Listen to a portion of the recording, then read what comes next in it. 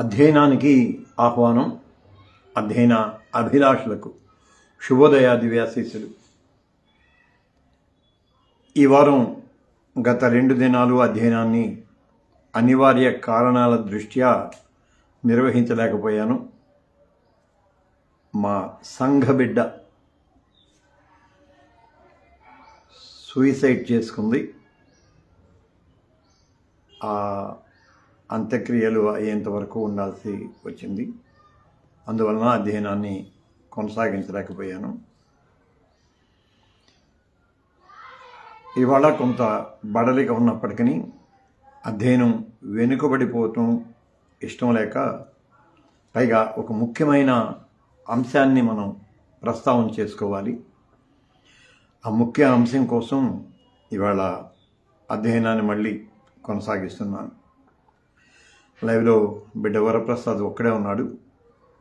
బిడ్డలు Kavitha Nittala, Ramesh David Nittala, I think they will join later. బిడ్డకి ఆహ్వానాశీస్సులు అందిస్తున్నాను. నత్తనడక నడుస్తుందా, లేకపోతే విస్తృత అధ్యయనాన్ని మనం కొనసాగిస్తున్నామా అనేది ఒక సందిగ్ధత. ఎందుకంటే యోహాను సువార్తని భిన్న కోణంలో మనం విశ్లేషణ చేసుకుంటూ వస్తున్నాం. నేపథ్యం చెప్పుకున్నా కూడా 2 వచనాలను మాత్రమే, తొలి అధ్యాయం 1-2 వచనాలను మాత్రమే మనం ఇప్పటికి విశ్లేషణ చేసుకున్నాం. ఇంకా వచనాలను 3వ వచనంలోనికి మనం ప్రవేశించలేదు. 3వ వచనంలోనికి ప్రవేశించడానికి పూర్వం ఈ 2 వచనాలలో ఉన్న ప్రాముఖ్యమైన దేవజ్ఞాన అంశాలని మననం చేసుకోవాలి.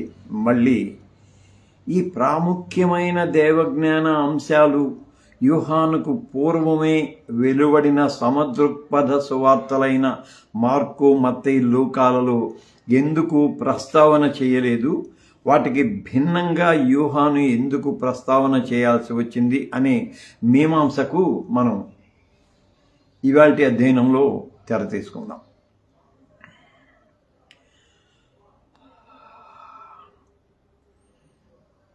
తొలి 2 వచనాల్లో బిడ్డ వీర్రాఘవయ్య బిడ్డ కూడా ఆహ్వానాశీస్సులు అందిస్తున్నాను. వచ్చాడు రమేష్ డేవిడ్ నిట్ల, అలాగే బిడ్డ కవిత నిట్ల, వాళ్ళకు కూడా ఆహ్వానం. సో ఈ 2 వచనాల్లో ఉన్న ప్రాముఖ్యమైన అంశాలు ఇవి ఎప్పటికీ గుర్తుపెట్టుకోవాలి. అనాది అస్తిత్వం. మొదటి వచనంలో యోహాను తన మొదటి వచనంలో ఉన్న 3 స్టేట్మెంట్స్లో కూడా చెప్పింది ఏంటంటే, మొదటి స్టేట్మెంట్ సన్నిధి స్థితి, 3వ స్టేట్మెంట్లో ఐక్యత, అవిభాజ్య ఐక్యత. సో యోహాను తన తొలి అధ్యాయం ప్రారంభ వచనంలోనే ఈ 3 భావనలను, లేక ఈ 3 ప్రధాన దేవజ్ఞాన అంశాలను ఉటంకించాడు. అనాది అస్తిత్వం, మళ్ళీ సన్నిధి స్థితి, అవిభాజ్య ఐక్యత. 2వ వచనంలోనికి వచ్చేసరికి రూప సాక్షాత్కారం. ఈ 4 ప్రధానమైన అంశాలను పరిచయంలో తాను పేర్కొన్నాడు, లేక ఆ 4 అంశాలను పరిచయం చేశాడు తన సువార్త ప్రారంభంలో.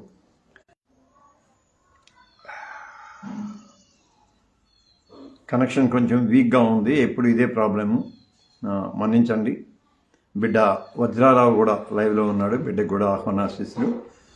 సో వీటన్నింటినీ, అంటే అనాది అస్తిత్వం, సన్నిధి స్థితి, అవిభాజ్య ఐక్యత, రూప సాక్షాత్కారం అనే ఈ 4 ప్రధాన భావాలను లోగోస్తో అనుసంధానం చేసి చెప్పాడు. అంటే లోగోస్ యొక్క వివిధ కోణాలుగా వీటిని పరిచయం చేశాడు. ఇప్పుడు ప్రధానమైన ప్రశ్న ఏంటంటే, ఇవాల్టి అధ్యయనంలో యోహానుకు ముందు వ్రాయబడిన సమదృక్పథ సువార్తలలో, అంటే మార్కు, మత్తయి, లూకా సినాప్టిక్ గాస్పల్స్లో లోగోస్ అనే పదం కనిపించదు. లేదా ఆ భావన కనిపించదు ప్రత్యక్షంగా. మరి ఎందుకు ఒక క్రొత్త భావనను యోహాను తన సువార్తలో వెలిబుచ్చాల్సి వచ్చింది అని. అయితే ఈ పదం అక్కడ కనిపించలేదు అనేది మనం నిరాశ చెందాల్సిన అవసరం లేదు, కానీ ఎందుకు కనిపించలేదు అనేది మనల్ని మరింత విశ్లేషణలోనికి నడిపిస్తుంది. అది ఈ ప్రయత్నం అన్నమాట. సో సముద్రపద సువార్తలు భావాన్ని పదాన్ని అలా ఉటంకించటం కాదు, కానీ చారిత్రక పరిభాషలు అంటే లోగోస్కు సంబంధించి చారిత్రక పరిభాషని అలాగే క్రియాత్మక పరిభాషని ఉపయోగించి వాటి భావనలను తమ సువార్తలలో ప్రతిధ్వనింప చేసుకుంటూ వచ్చారు. అందుకని వాటిని ఇవాళ మనం విశ్లేషణ చేసుకుందాం. వాస్తవానికి యోహాన్ అయితే లోగోస్ను నిర్వచించాడు. లోగోస్ అనే దానికి నిర్వచనం చెప్పాడు. అది కూడా దేవజ్ఞానపరమైన నిర్వచనం అనే కంటే నిర్వచనాలను చెప్పాడు. అయితే సముద్రపద సువార్తలు లోగోసును నిర్వహించలేదు, కానీ లోగోస్ భావన లోగోసు సూత్రము ఎలాగూ క్రీస్తులో క్రీస్తు పరిచర్యలో క్రీస్తు వ్యక్తిత్వంలో క్రియాత్మకంగా చారిత్రకంగా పనిచేస్తూ వచ్చాయో దానిని వాళ్ళు వివరించారు. సో మొదట అనాది అస్తిత్వాన్ని గురించి మాట్లాడుకుందాం. అనాది అస్తిత్వం ఎన్ఆర్కే ఏన్ హో లోగోస్, ఆది యందు వాక్యముండెను. అది అంటే అనాది అస్తిత్వం, అనాది అస్తిత్వం. సో ఇక్కడ అధ్యయనంలో ఒక గమ్మత్తైన కానీ ఆసక్తికరమైన విషయం ఏంటంటే ఆది యందు అని ఆదికాండం ప్రారంభమవుతుంది. యోహాను సువార్త కూడా ఆది యందు అనే ప్రారంభమవుతుంది. ఆ రెండింటి గురించి మనం మాట్లాడుకున్నాం. అయితే సువార్తలలో తొలి సువార్త అయిన మార్కు సువార్త కూడా ఆది అనే పదంతోనే ప్రారంభమవుతుంది. నాకు కూడా అధ్యయనంలోకి వెళ్ళాక కానీ తెలియలేదు ఈ మాట. ఇది చాలా ఆసక్తికరమైన విషయం. ఆర్కే టు ఇవాంగెలియా ఈసూస్ క్రిస్తూస్, యేసు క్రీస్తు సువార్త యొక్క ఆరంభం అని ప్రారంభం అవుతుంది.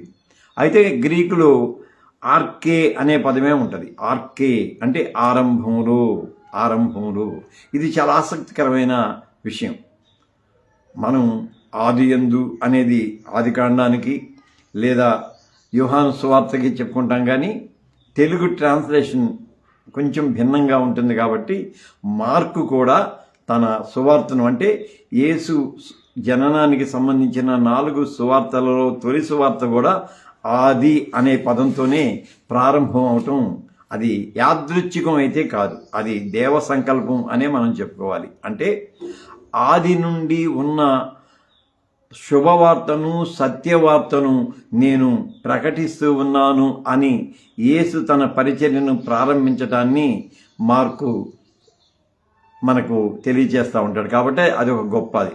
ఆ తర్వాత 2-3 వచనాలలో మార్కు సువార్త 2-3 వచనాలలో హో కురియోస్ అనే ఆ ప్రత్యేకమైన, కురియోస్ అంటే ద లార్డ్, ప్రభువు. మనకు తెలుసు, అధ్యయనంలో కొన్ని మాటలు మనం నేర్చుకుంటూనే ఉండాలి. కురియోస్ అంటే ద లార్డ్, ప్రభువు అని. యోహాను సువార్తలో పదే దాని గురించి మనం చెప్పుకుంటూ ఉంటాం.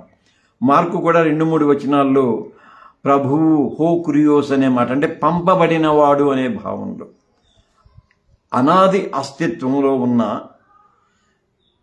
అవిభాజ్య త్రిత్వంలో ఒకడైన యేసు యొక్క రూప సాక్షాత్కారం ఇది అని చెబుతాడు. ఆయన పరిచర్య ఇలా క్రియాత్మకంగా ప్రారంభమైంది అని చెబుతాడు. అంటే అనాది అస్తిత్వ స్థితిని మార్కు పరోక్షంగా తన సువార్తలో ప్రస్తావన చేశాడు. లోగోస్ అనే పదం వాడకపోయినా లోగోస్ భావన లేక లోగోస్ యొక్క ఆ స్థితిని సంబంధాన్ని మనం మార్కులో కూడా చూస్తాము. మళ్ళీ మత్తయి, మార్కు, లూకా ముగ్గురు కూడా 110వ సంకీర్తన 1వ వచనం మీద జస్ట్ యేసు చేసిన చర్చను చెబుతారు. ఏమని? దావీదు ఆయనను ప్రభు అని పిలిచినప్పుడు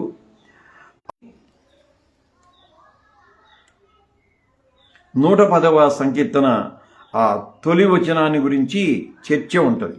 ఏది 3 సువార్తల్లో కూడా, మత్తయి, మార్కు, లూకా సువార్తల్లో కూడా ఏమని, దావీదు నా ప్రభువు అని ఆయనను పిలిచాడు కదా, మరి దావీదే ప్రభువు అని అన్నప్పుడు దావీదుకు ఎలా కుమారుడవుతాడు అనే చర్చ చాలా ఆసక్తికరమైంది.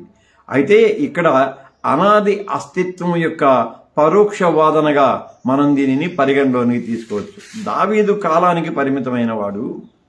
కాలానికి పరిమితమైన దావీదు లేక సృష్టిలో ఒక జనాంగానికి, జాతికి పరిమితమైన దావీదు ప్రభు అని పిలిచాడు కాబట్టి దావీదు కుమారుడు అనే దానికి ముందే ఆయన అనాది అస్తిత్వం ఉన్నది అని, అంటే యేసు అనాది అస్తిత్వ సూచన పరోక్షంగా మత్తయి, మార్కు, లూకా ముగ్గురు కూడా వాళ్ళ సువార్తలలో ప్రతిధ్వనింప చేశారు అని. పైగా యేసే స్వయంగా ఈ మాటలు చెబుతాడు. యేసే స్వయంగా చెబుతాడంటే తాను తన అనాది స్థితిని పరోక్షంగా అలాగూ ప్రజలకు తెలియచేయటాన్ని సమదృక్పథ సువార్త రచయితలు మనకు 110వ సంకీర్తన తొలి వచనాన్ని ఎత్తి చూపించి నిరూపిస్తారు అని చెప్పొచ్చు.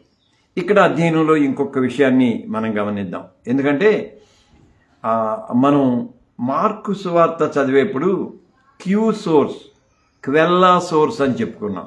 సోర్స్ అంటే మత్తయి, మార్కు, లూకా ఈ 3 సువార్తలలో ఉన్న కామన్ అంశం ఏదైతే ఉన్నదో, కామన్గా ఉన్నాయి, అది ఒక మూల సూత్రంలో నుంచి వచ్చింది లేక మూల గ్రంథంలో నుంచి వచ్చింది.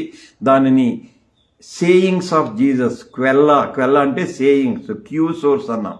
సో సోర్స్లోనే, అంటే మార్కు, మత్తయి, లూకాలకు ముందే ఉన్న సోర్స్లోనే యేసు యొక్క అనాది అస్తిత్వ సూత్రం నిక్షిప్తం చేయబడింది అని మనం అధ్యయన కోణంలో నుంచి ఖచ్చితంగా విశ్వసించవచ్చు అని చెప్పేసి. ఆ తర్వాత లూకా తన జనన సంఘటనల్లో, అంటే యేసు జనన సంఘటన గురించి చెబుతాడు కదా, అక్కడ పవిత్రాత్మ క్రియని సర్వోన్నతుని శక్తితో అనుసంధిస్తాడు. పరిశుద్ధాత్ముడు నిన్ను ఆవహిస్తాడు, సర్వోన్నతుని శక్తి నిన్ను కమ్ముకుంటుంది, నీవు కుమారుని కంటావు. వీటిని మనం మామూలుగా క్రిస్మస్ ధోరణిలో కాకుండా దేవజ్ఞాన ధోరణిలో నుంచి మనం అర్థం చేసుకోవడానికి ప్రయత్నం చేస్తే అక్కడ పరిశుద్ధాత్మ క్రియని, అంటే పవిత్రాత్మ క్రియని సర్వోన్నతుని శక్తితో అనుసంధానించి చెబుతాడు. అక్కడ మళ్ళీ ఇది ఒక అద్భుతమైన ఏమనాలి, భావదర్శనం అనాలి. అంటే మరియకు గబ్రియేలు అందించిన శుభవర్తమానంలోనే ట్రినిటీ కనపడిద్ది, త్రిత్వం కనపడిద్ది. ఇది ఆశ్చర్యం. మనం యోహాను సువార్తని అధ్యయనం చేస్తూ ఉంటే త్రిత్వం అద్భుతంగా కనపడతా ఉంది. అద్భుతంగా అంటే మనం యేసు బాప్తిస్మ సమయంలోనే త్రిత్వ దర్శనాన్ని ఇప్పటిదాకా చూస్తూ వచ్చాం. కానీ నాజరేత్ మేనిఫెస్టోలో కూడా మనం త్రిత్వ దర్శనాన్ని చూసుకున్నాం. నాజరేత్ ప్రభువు ఆత్మ నా మీద ఉన్నది, కుమారుడు, తండ్రి, పవిత్రాత్మ ఈ 3 ఇక్కడ ఉన్నాయి అని. ఒక్క నిమిషం ఏరా,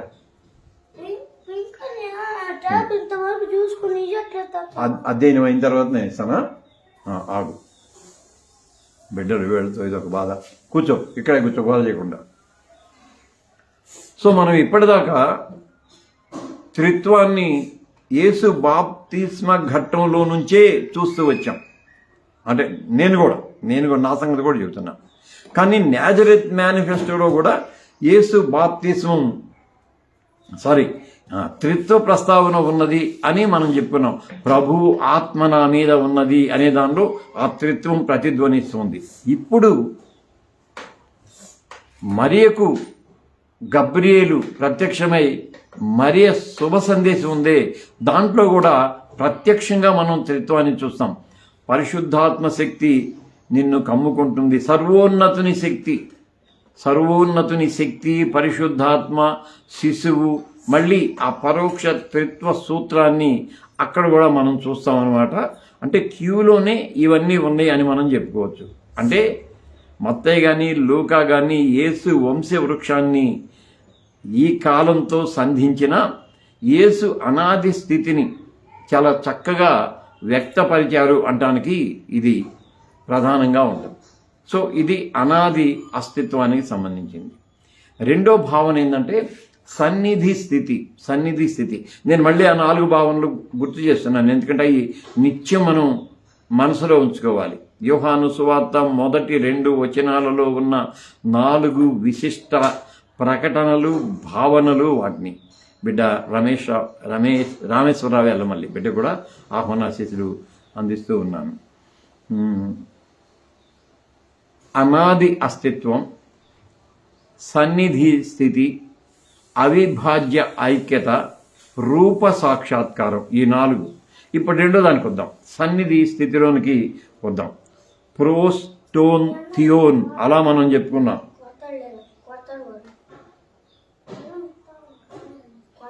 అరే ఒక్క నిమిషం రా, గోల్ చేయవకండి రా, నేను లైవ్లో ఉన్నాను రా, తలిపేసిరా. అయ్యా క్షమించండి, మనవ సంతానంతో బాధ ఇది. సో సన్నిధి స్థితి దాని గురించి మనం చెప్పుకున్నాం. అంటే ప్రోస్ అనే పదం అది ఒక సజీవ సంబంధం, ఒక లివింగ్ రిలేషనల్ డ్వెల్లింగ్ అని అలాగే చెప్పుకున్నాం. ఆయనకి అభిముఖంగా ఉన్నాడంటే 2 ముఖాలని కాదు, లేదా ఆయన వద్ద ఉన్నాడంటే ఆయన వేరు తండ్రి వేరు అని కాదు. వారిద్దరి మధ్య ఉన్న అవిభాజ్యతను గురించి మనం 2వ ప్రకటనలో చెప్పుకున్నాం. సన్నిధి స్థితి. మళ్ళీ ఈ సన్నిధి స్థితిని సమదృక్పథ సువార్తలైన మార్కు, మత్తయి, లూకాలు ఎక్కడ ప్రతిధ్వనింపచేశారని చూస్తే మత్తయి, లూకా ఇద్దరు కూడా ఒక జ్ఞాన ప్రకటనని చేస్తారు. జ్ఞాన ప్రకటన అంటాం దీన్ని.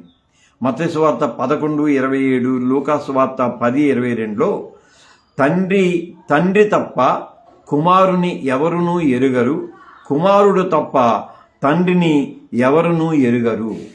ఇది మామూలుగానే చదువుకుంటా వచ్చాం ఇప్పటిదాకా, కానీ సన్నిధి స్థితి యొక్క మార్మికత దానిలో మనకి ప్రత్యక్షమవుతూ ఉంటుంది. ఇది సన్నిధి స్థితి, ఆ అవిభాజ్య సన్నిధి స్థితి. దాని గురించి పండితులు అంటే సౌవార్తిక జ్ఞాన బోధకులు అందాం, New Testament theologians Johannine thunderbolt in the synoptics అంటారు.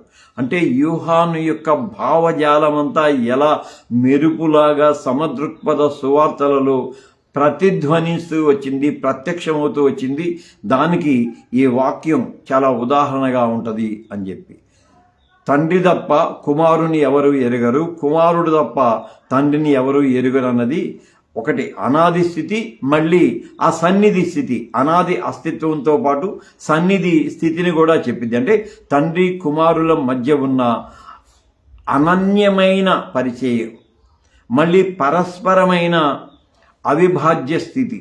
ఇది కేవలం నైతికతకు అస్తిత్వానికి సంబంధించింది కాకుండా ఒక అధికారపూర్వకమైన అస్తిత్వం, ఆంటలాజికల్ రిలేషన్ అంటాం, అస్తిత్వ సంబంధం అని చెప్పి చెబుతారనమాట. మళ్ళీ ఇక్కడే దీంట్లోనే ఒక మంచి గ్రీకు పదం ఉంటుంది,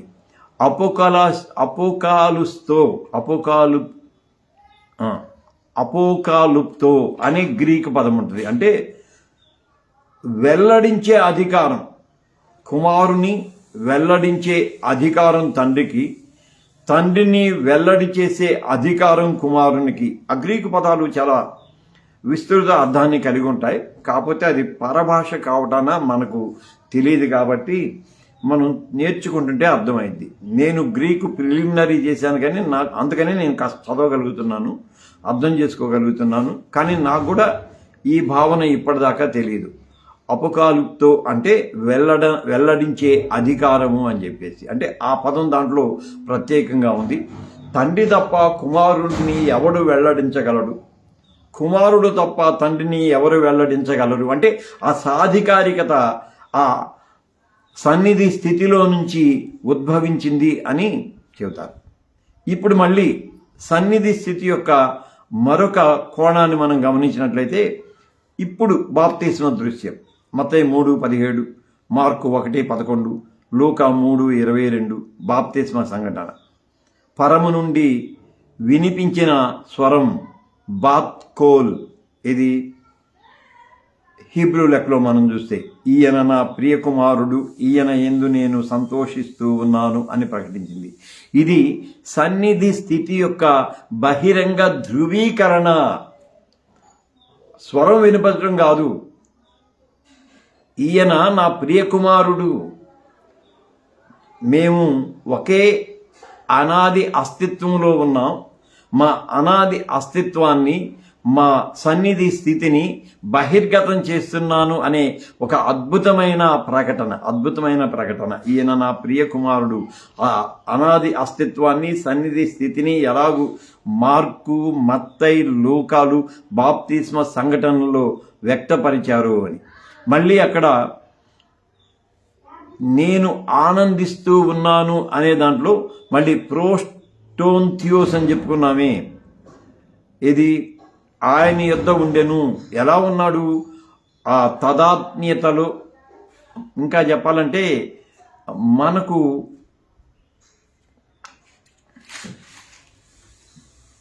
భారతీయ భావనలో బ్లిస్ అనేది ఒకటి ఉంటుంది. అంటే బ్రహ్మానందం అంటారు తెలుగులో. పదాలని మీరు మళ్ళీ వేరుగా ఆలోచన చేయొద్దు. పదాన్ని పదంగా, దానిలో ఉన్న అర్థాన్ని అర్థంగా చూడండి. బ్రహ్మానందం అంటే అనిర్వచనీయమైన అనుభూతి అని చెప్పేసి, దానిని ఈయన నా ప్రియకుమారుడు, ఈయన యందు నేను ఆనందిస్తూ ఉన్నాను అనే ఆ బాప్తిస్మ ప్రకటనలో వినిపించిన పరస్వరం వెల్లడి చేస్తూ ఉంటుంది అని చెప్పేసి. అలాగే కాకుండా దీన్ని మనం ఇంతవరకు అంటే నేను కూడా కలుపుకొని చెబుతున్నా, దీన్ని మనం ఎప్పుడు ఆలోచించేయం. ఇమ్మానుయేలు, నువ్వు ఒక కుమారుని కంటావు, ఆయనకి ఇమ్మానుయేలు అనే పేరు పెడతావంటే చాలా కాలం పాటు మేము మీమాంసకు గురవుతూ వచ్చాం. మళ్ళీ మా కాలేజీలో అయితే ప్రొఫెసర్స్తో, అంటే వారికి మాకున్న అనుబంధాన్ని బట్టి, ముఖ్యంగా మా సంపూర్ణరావు గారు, గురువు గారు నిర్గమించారు. వారి పాదాలకు ప్రణామాలు, వారి స్మృతికి నా అంజలి. ఆయనతో వివాదపడేవాడు గంటల తరబడి. క్లాస్ అయిపోయిన తర్వాత కూడా ఎంత వివాదం అంటే సంవాదం అనమాట, పడేవాడు. అసలు ఇమ్మానుయేల్ అనే పేరుతో యేసు ఎప్పుడు ఎక్కడ పిలువబడ్డాడు, సో ఇదంతా ఇది కదా, దానికి ఎలా జస్టిఫై చేస్తామని చెప్పి గంటల తరబడి వాదించుకునేవాళ్ళం మేము. కానీ ఎప్పుడైతే యోహాను సువార్తలోని అనాది అస్తిత్వము, సన్నిధి స్థితి, ఈ రెండు మనకు వ్యక్తమయ్యాయో అక్కడి నుంచి చూడాలి. సన్నిధి స్థితి, ఇమ్మానుయేలు అంటే దేవుడు మనతో కూడా ఉన్నాడు అని అర్థము. అంటే దేవుని వద్ద ఉన్నాడు. థియోన్ అని చెప్పుకున్నాం కదా, వాక్యము దేవుని వద్ద ఉండెను, లోగోస్ దేవుని వద్ద ఉండెను. అది ఆ సన్నిధి స్థితి యొక్క వ్యక్తత. ఆ వ్యక్తతని మనం ఇమ్మానుయేలు అనే పదంలో చూస్తాం అనమాట. దేవుడు మనకి తోడు అంటే ఇక్కడ ఇంకా అద్భుతమైన వివరణ ఏంటంటే, సన్నిధి స్థితి తండ్రి, కుమార, పరిశుద్ధాత్మలకు మాత్రమే సంబంధించింది కాదు. యేసు జననంతో లేక యేసు దేహ అవతరణతో అది మానవాళి దగ్గర కూడా వచ్చింది. అంటే ఆ సన్నిధిని మానవాళి కూడా అనుభవించడానికి వీలు కలిగించాడు. మళ్ళీ బాప్తిస్మం తీసుకున్న ప్రతి విశ్వాసి ఆ అవిభాజ్య అనాది స్థితి, సన్నిధి స్థితి, ఆ భావనని తాను కూడా కలిగి ఉన్నాడు. అంటే నిత్యము ఉన్నాడు. అందుకనే క్యాథలిక్స్ అంటే నేను కూడా నిత్యం వేసుకుంటాను, క్రాస్ చేసుకుంటూ ఉంటారు.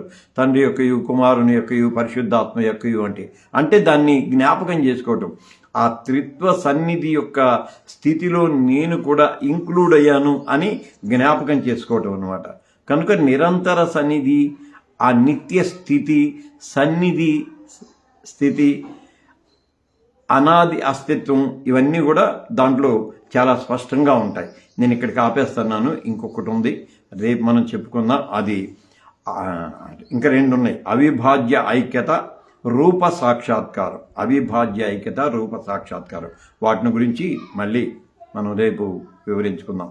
లైవ్లో ఉన్న బిడ్డలందరూ కూడా వందనాశీస్సులు చెల్లిస్తున్నాను. బిడ్డ కవిత Nittala, Ramesh David Nittala and family, అలాగే బిడ్డ వరప్రసాద్, బిడ్డ వజ్రారావు, మళ్ళీ బిడ్డ హానో కొమ్మోజు, మా పెద్దోడు లూకా కుడారి, తర్వాత వరప్రసాద్, రామేశ్వరరావు ఎల్లమల్లి అందరికీ హృదయపూర్వకమైన వందనాశీస్సులు చెల్లిస్తూ మళ్ళీ జస్ట్ గుర్తు చేస్తున్నాను. అనాది అస్తిత్వం, సన్నిధి స్థితి, అవిభాజ్య ఐక్యత, రూప సాక్షాత్కారం, రెండు చెప్పుకున్నాం మనం. అనాది అస్తిత్వం, సన్నిధి స్థితి, ఈ రెండింటిని మనం చెప్పుకున్నాం. రేపు అవిభాజ్య ఐక్యత, రూప సాక్షాత్కారం, ఈ రెండు భావనలు కూడా ఎలాగూ సమదృక్పథ సువార్తలలో ప్రతిబింబించాయి, దాన్ని రేపు మనం చెప్పుకుందాం. అందాక సార్.